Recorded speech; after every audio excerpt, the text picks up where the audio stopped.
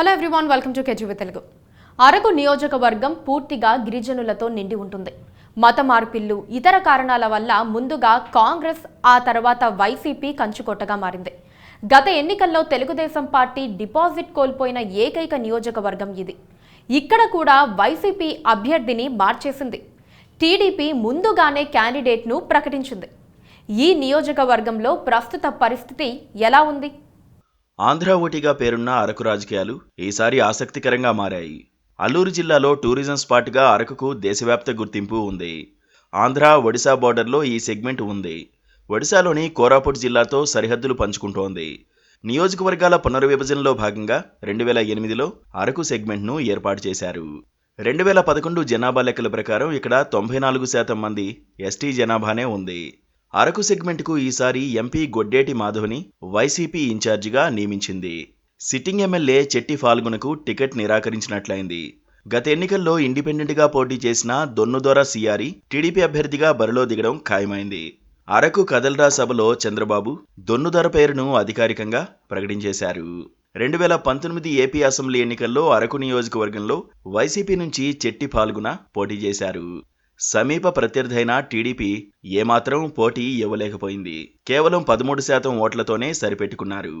అటు మొదటి నుంచి వైసీపీలో ఉండి యాక్టివ్గా పనిచేసిన సివేరి దొన్నుదొరకి 2014, 2019లో ఆ పార్టీ టికెట్ దక్కలేదు. దీంతో ఆయన 2019లో ఇండిపెండెంట్గా పోటీ చేశారు. టీడీపీని దాటేసి 18% ఓట్లతో రెండో స్థానంలో నిలిచారు. ఆ తర్వాత టీడీపీలో జాయిన్ అయ్యారు. టీడీపీ ఎస్టీ సెల్ అధ్యక్షుడిగా ఉన్నారు. అరకు టీడీపీ నియోజకవర్గ ఇన్ఛార్జిగా బాధ్యతల్లో ఉన్నారు. మైదాన ప్రాంత నియోజకవర్గాల్లో ఉండే కులాలు ఇక్కడ దాదాపుగా ఉండవు.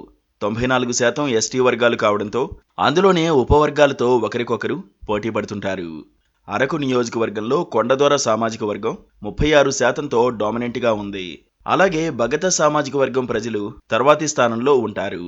కీలకమైన వాల్మీకి కమ్యూనిటీ ఓటర్లు కూడా గెలుపును ప్రభావితం చేసే స్థాయిలో ఉన్నారు. ఒడిశా బోర్డర్లో ఎక్కువగా ఉండే కోటియా సామాజిక వర్గానికి చెందిన గిరిజనులు కూడా కాస్త ఎక్కువ మంది ఉన్నారు. వీరిలో కొండదొర సామాజిక వర్గ ప్రజలు ముందు నుంచి టీడీపీకి మద్దతుగా ఉన్నారు. ఇతర వర్గాలు వైసీపీకి మద్దతుగా ఉంటున్నాయి. ఇతర వర్గాల్లో ఎక్కువగా మత మార్పిళ్లు జరిగాయి. ఇప్పటికిప్పుడు ఎన్నికలు జరిగితే అరకు అసెంబ్లీ నియోజకవర్గంలో వైఎస్ఆర్ కాంగ్రెస్ పార్టీ గెలిచే అవకాశాలే ఎక్కువగా కనిపిస్తున్నాయి. కానీ సివేరి దొన్నుదొర నియోజకవర్గం మొత్తం కలిగి తిరుగుతున్నారు. ఆయన్ను 2 సార్లు వైసీపీ మోసం చేసిందన్న సానుభూతి కనిపిస్తోంది. ఆయనపై ఎలాంటి అవినీతి ఆరోపణలు లేవు. అందరితో కలిసిపోతారు. సివేరి దొన్నుదొర ప్రతిరోజు ప్రజల్లో ఉండేందుకు ప్రాధాన్యం ఇస్తున్నారు. వైసీపీ నుంచి వచ్చినప్పటికీ ఇతర నేతలు పూర్తిగా సహకారం అందిస్తున్నారు. ఎమ్మెల్యేగా గెలవకపోయినప్పటికీ 6 నెలల వరకు మంత్రిగా ఉన్న కిడారి శ్రవణ్ కుమార్ కూడా టికెట్ ఇవ్వకపోయినా దొన్నుదొరకు సహకరిస్తున్నారు. ఎంపీ గొడ్డేటి మాధవికి కేడర్ సహకరించడం లేదు. పరిస్థితిని హైకమాండ్ కలుగు చేసుకుని సరిదిద్దితే పరిస్థితి మెరుగవుతుంది.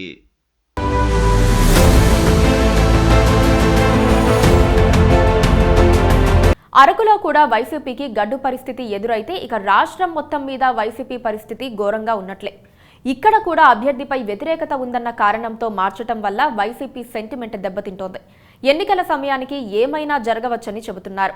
గిరిజనులు ఎప్పుడూ పార్టీలకు స్టిక్ కారు. తమకు ఎవరు మేలు చేస్తారనుకుంటే వారికే ఓట్లు వేస్తారు.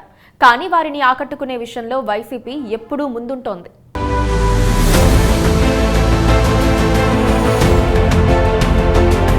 Please subscribe to KTV Telugu. KTV Telugu KTV Telugu channel.